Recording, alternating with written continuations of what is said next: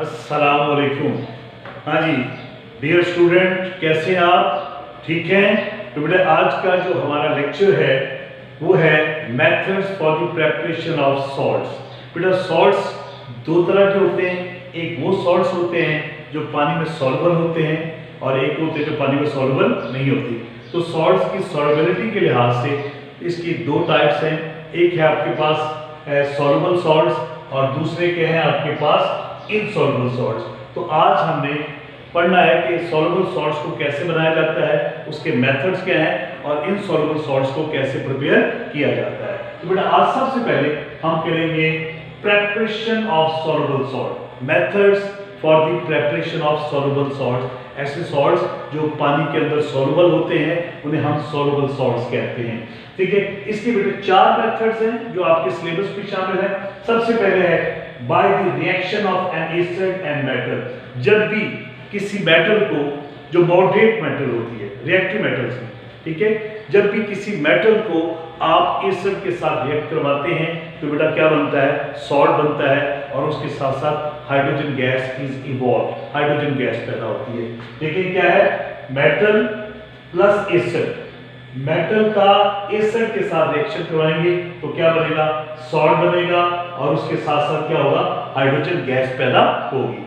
मिसाल के तौर पर मैग्नीशियम, मैग्नीशियम एक मेटल है। मैग्नीशियम का जब आप हाइड्रोक्लोरिक एसिड के साथ रिएक्शन करवाएंगे तो मैग्नीशियम हाइड्रोक्लोरिक एसिड के साथ रिएक्ट करेगा तो क्या बनेगा बेटा आपके पास?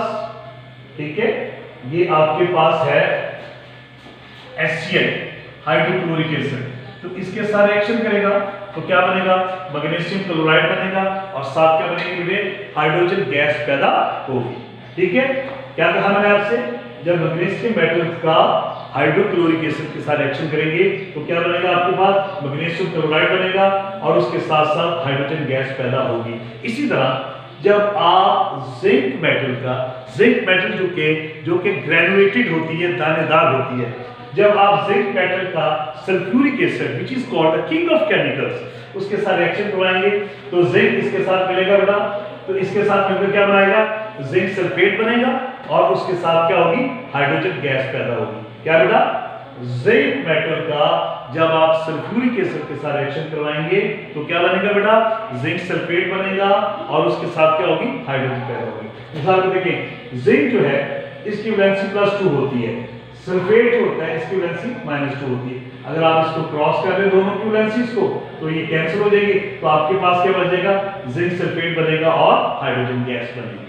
तो बेटा दूसरा मेथड, ठीक है, सॉल्युबल सॉल्ट्स का क्या है? Bye the reaction of N acid and A base. जब आप किसी एसिड का बेस के साथ रिएक्शन करवाते हैं, आप पहले भी पढ़ चुके हैं, जब एसिड और बेस एक दूसरे के साथ रिएक्ट करते हैं तो वो एक दूसरे के इफेक्ट को कैंसिल कर देते हैं, एक दूसरे को न्यूट्रलाइज कर देते हैं। एज ए रिजल्ट क्या होता है? सॉल्ट और वाटर बनता है। ठीक है, जब भी एसिड बेस के साथ मिलेगा तो क्या बनेगा? सॉल्ट बनेगा और साथ क्या बनेगा? वाटर बनेगा। फॉर एग्जांपल हाइड्रोक्लोरिक एसिड आपके पास एसिड है, सोडियम हाइड्रोक्साइड क्या है? वो बेस है। तो बेटा देखिएगा, ये सोडियम क्लोराइड के साथ और ये OH के साथ बनेंगे। ठीक है, ये इसके साथ बनेंगे तो बेटा H और OH मिलकर क्या बनाएंगे? वाटर, और सोडियम और क्लोरीन मिलकर क्या बनाएंगे? सोडियम क्लोराइड बना देंगे। तो बेटा एसिड और बेस, मैं इसको जरा साफ करके दोबारा लिख दूं, ठीक है बेटे, आपको समझ आ जाए। ये आपके पास HCl है और ये बेटे आपके पास सोडियम हाइड्रोक्साइड है। तो क्लोराइड सोडियम के साथ और H आयन है ये सोडियम इसके हाइड्रोक्साइड के साथ है। H और OH मिलकर क्या बना रहे? वाटर। सोडियम और क्लोरीन ने मिलकर क्या बनाया? Sodium chloride. क्या एसिड और बेस जब भी एक दूसरे के साथ रिएक्ट करते हैं, एक दूसरे को न्यूट्रलाइज करते हैं और उसके साथ सॉल्ट और वाटर बनता है। अब तीसरा मेथड है bye the reaction of N acid and A metallic oxide. जब किसी एसिड का मेटालिक ऑक्साइड यानी मेटल के ऑक्साइड्स, जैसे मैग्नीशियम ऑक्साइड है, कॉपर ऑक्साइड है, जिंक ऑक्साइड है, बेशुमार ऑक्साइड है, तो जब एसिड का बेटा, एसिड का किसके साथ बेटे? मेटालिक ऑक्साइड के साथ रिएक्शन करेंगे तो क्या बनेगा? सॉल्ट बनेगा और वाटर बनेगा। फॉर एग्जांपल मिसाल के तौर पर ये देखिए, पहले जनरल सुन लें, जनरल बात सुन लें, acid plus metallic oxide, arrow क्या बनेगा, सॉल्ट बनेगा और वाटर बनेगा। मिसाल के तौर पर ये आपके पास सल्फ्यूरिक एसिड है, ये आपके पास क्या है, मेटालिक ऑक्साइड है, कॉपर ऑक्साइड। अब देखिए सल्फेट आयन इसके साथ मिलेंगे और H2 ऑक्सीजन के साथ मिलेगा, कॉपर सल्फेट के साथ मिलेगा तो क्या बनाएगा, कॉपर सल्फाइड। कॉपर सल्फाइड जिसे आप नीला थोथा भी कहते हैं आम जुबान में, ठीक है। और साथ इसके क्या बनेगा, water. Sulphuric acid copper oxide के साथ मिलेगा, सॉल्ट क्या बनेगा, कॉपर सल्फेट, और उसके साथ क्या बनेगा, वाटर बनेगा। ये बेटा इसका तीसरा मेथड है। चौथा मेथड सॉल्युबल सॉल्ट्स को प्रिपेयर करने का, वो क्या है, bye the reaction of acid and metallic carbonate. जब भी मेटालिक कार्बोनेट हो या बाइकार्बोनेट, ये याद रखिएगा, कार्बोनेट्स जब भी कार्बोनेट जो है, जब भी कार्बोनेट्स किसी एसिड के साथ रिएक्ट करते हैं तो बेटे आंखें बंद करके आप दो चीजें लिख सकते हैं, एक वाटर और एक कार्बन डाइऑक्साइड। कार्बन डाइऑक्साइड और वाटर ये तो बनना ही बनना है, ठीक है। बाकी रह गए सॉल्ट, ठीक है। तो क्या होगा, एसिड जब मेटालिक कार्बोनेट के साथ मिलता है सॉल्ट बनता है, वाटर बनता है और उसके साथ साथ कार्बन डाइऑक्साइड गैस लिबरेट होती है, इसमें से निकलती है, ठीक है। फॉर एग्जांपल निट्रिक एसिड एक एसिड है, ठीक है। जब निट्रिक एसिड का क्या करते हैं, सोडियम कार्बोनेट, जिसे आप वॉशिंग सोडा भी कह सकते हैं, वैसे तो ये अनहाइड्रेटेड फॉर्म में होती है, इसको हम सोडा ऐश कहते हैं। जब आप नाइट्रिक एसिड का सोडियम कार्बोनेट के साथ रिएक्शन करवाते हैं तो क्या होगा बेटा, ये सोडियम इसके साथ मिले तो क्या बना, ये सॉल्ट बन गया। इसका नाम क्या है, नाइट्रिक एसिड, सोडियम कार्बोनेट, इसका नाम क्या बेटा, सोडियम नाइट्रेट। इस सॉल्ट का नाम क्या बेटे, सोडियम नाइट्रेट। क्या बनेगा, साथ वाटर बनेगा और उसके साथ साथ कार्बन डाइऑक्साइड होगी। ये बात आप आंखें बंद के लिख सकते हैं, ये दो चीजें हर सूरत में बननी है। तीसरी बात क्या होगी, सॉल्ट बनेगा। तो बेटा दिए आपके पास दीज आर द 4 मेथड्स, ठीक है, for the preparation of soluble salt. Soluble salts को प्रिपेयर करने के 4 मेथड है। अब हम पढ़ेंगे प्रिपरेशन ऑफ इनसॉल्युबल सॉल्ट्स को। अब बेटे इनसॉल्युबल सॉल्ट्स, आपको जैसे नाम से पता है कि इनसॉल्युबल सॉल्ट्स है बेटा। इनसॉल्युबल सॉल्ट्स क्या होते हैं, वो सॉल्ट्स होते हैं जो पानी के अंदर सॉल्युबल नहीं होते, which are not soluble in water. तो बेटा ये देखें, इसके दो इसके रिएक्शंस दिखाए गए। ये आपके पास सिल्वर नाइट्रेट है और ये आपके पास नमक है। ये दोनों के दोनों सॉल्ट्स क्या हैं, ये पानी के अंदर सॉल्युबल है।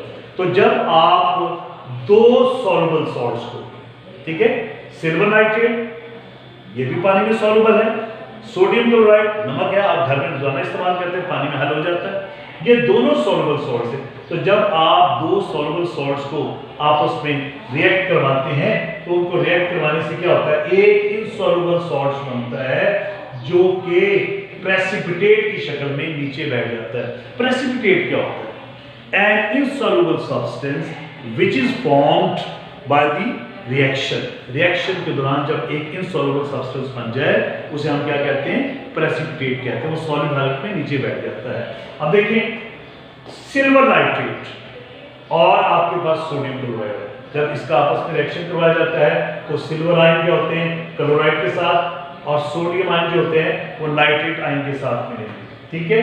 ये आपके पास सिल्वर आयन है, ये आपके पास नाइट्रेट है, ये सोडियम, ये क्लोराइड।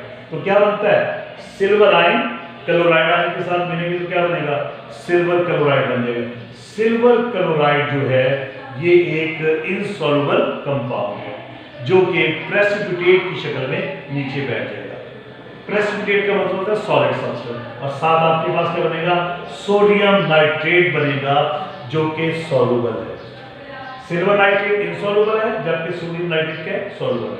ये बन जाएगा दो सॉल्युबल सॉल्ट, सिल्वर नाइट्रेट और सोडियम क्लोराइड का रिएक्शन हुआ, सिल्वर क्लोराइड बना जो कि इनसॉल्युबल होकर नीचे बैठ जाएगा। नीचे की तरफ जब एरो हो तो इसका मतलब कोई चीज नीचे बैठ रही है, सेंटर इन द बॉटम, और ये आपके पास सिल्वर नाइट्रेट है। इसी तरह आपके पास क्या है, ये आपके पास सोडियम कार्बोनेट है, सोडियम कार्बोनेट, ठीक है, ये पानी के अंदर सॉल्युबल होता है। ये आपके पास कॉपर सल्फेट है जिसे आप नीला तोता भी कहते हैं। सोडियम कार्बोनेट का और जब कॉपर सल्फेट का रिएक्शन करवाते हैं तो क्या बनता है, कॉपर कार्बोनेट बनता है, जो कि सॉलिड हालत में प्रेसिपिटेट की शक्ल में नीचे बैठ जाएगा और साथ क्या बनेगा, सोडियम सल्फेट बनेगा। फिर सुन ले बेटा आपकी आसानी के लिए, जब आप सोडियम का रिएक्शन करवाते हैं तो सोडियम आयंस किसके साथ मिलते हैं, सल्फेट के साथ, और कॉपर आयन किसके साथ मिलते हैं, कार्बोनेट के साथ। तो सोडियम सल्फेट के साथ मिले तो क्या बना, सोडियम सल्फेट। कॉपर कार्बोनेट के साथ मिले तो क्या बना, कॉपर कार्बोनेट बना, जो कि इनसॉल्युबल होने की वजह से, ठीक है, प्रेसिपिटेट की शक्ल में नीचे बैठ जाएगा। तो ये है, ये वो सॉल्ट्स हैं ये वाले, ये सॉल्ट्स क्या है, इनसॉल्युबल सॉल्ट्स हैं। ये पानी के अंदर हल नहीं होते, अगर आप पानी में डालते हैं तो इनकी क्रिस्टल्स क्या होती हैं, वो नीचे इनसॉल्युबल होकर बैठ जाती हैं। तो बेटा आज हमने जो पढ़ा है वो है preparation of soluble salts and the preparation of insoluble salt. Soluble salts को प्रिपेयर करने की मेथड पढ़े और हमने इनसॉल्युबल सॉल्ट्स की भी 2 एग्जांपल्स पढ़ी। तो बेटे आपने इस लेक्चर को बेटा बड़ी अच्छी तरह सुनना है, ठीक है, और इसके अंदर इस्तेमाल होने वाले तमाम कंपाउंड्स के नाम और उनके फार्मूलाज को याद करना है। लेकिन इसको याद करने का बेहतरीन तरीका है कि आप आधा रिएक्शन लिखें, आधा जुबानी लिखें, ठीक है। इस तरह आप इसको बार बार लिखेंगे, क्योंकि रिएक्शंस को याद करने का तरीका क्या होता है कि आप इसको लिख कर याद करें। उम्मीद है कि आप इसको लिख कर याद करेंगे और आपको ये बहुत अच्छी तरह याद हो जाएगा। Thank you very much.